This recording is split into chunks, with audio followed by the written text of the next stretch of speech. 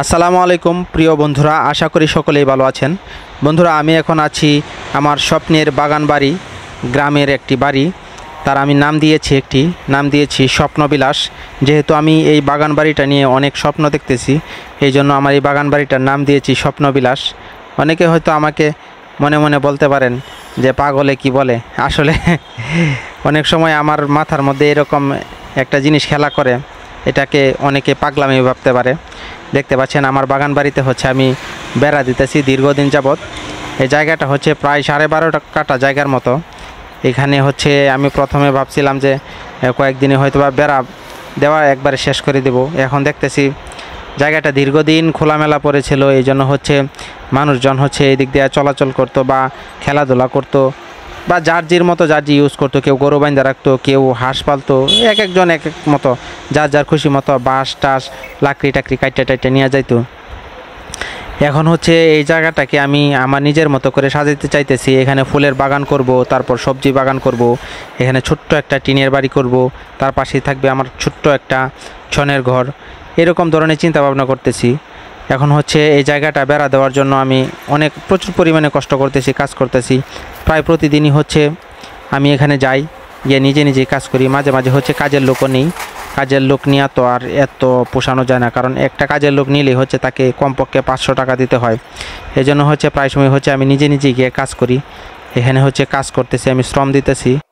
এখানে কাজগুলো করছি আমি মন থেকে ভালোবেসে কাজ করতেছি। এটা আমার পরিশ্রম লাগে না।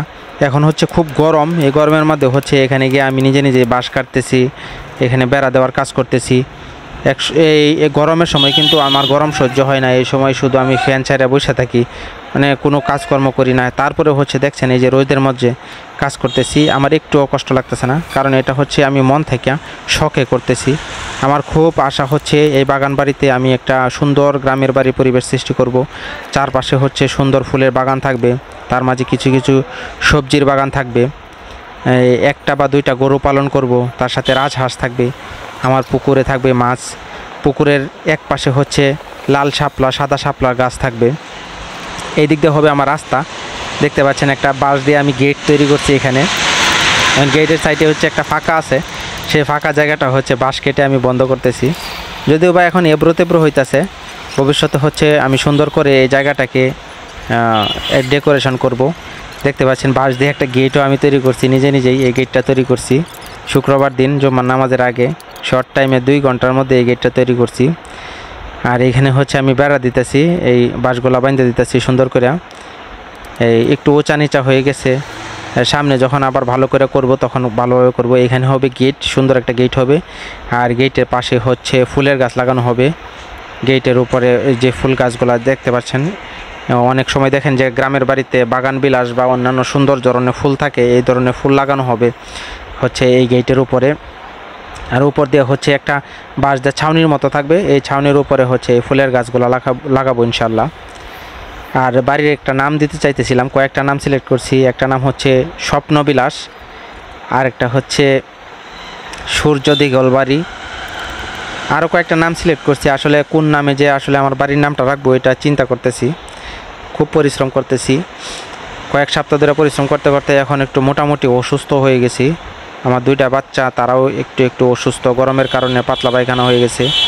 এখন চিন্তা করতেছি যে রিসেন্টলি আর কয়েকদিন কাজ করব না, রেস্ট নেওয়ার পর কিছুদিন পরে আবার কাজ করব। এই জন্য এই দিক দিয়ে গেটে একটা ফাঁকা ছিল, এই ফাঁকা জায়গাটা বন্ধ করতেছি। বাঁশ দিয়ে এলোমেলো করে বন্ধ করছি, খুব ভালোভাবে বন্ধ করছি এরকম না। এই মহিলাটা আগে এক সময় আমাদের এই বাড়িতে থাকতো, দীর্ঘদিন ছিল, তাদেরকে থাকতে দিয়েছিলাম এখানে। এখন এই মহিলাটা অন্য জায়গায় বাড়ি করছে, আমার সাথে দেখা হয়েছে, এই জন্য তার সাথে আমি কিছুক্ষণ কথাবার্তা বললাম। ধন্যবাদ সকলকে ভিডিওটি দেখার জন্য। সবাই ভালো থাকবেন, আল্লাহ হাফেজ। আর অবশ্যই আমার ভিডিওতে লাইক, কমেন্ট এবং শেয়ার করে আমার পাশে থাকবেন।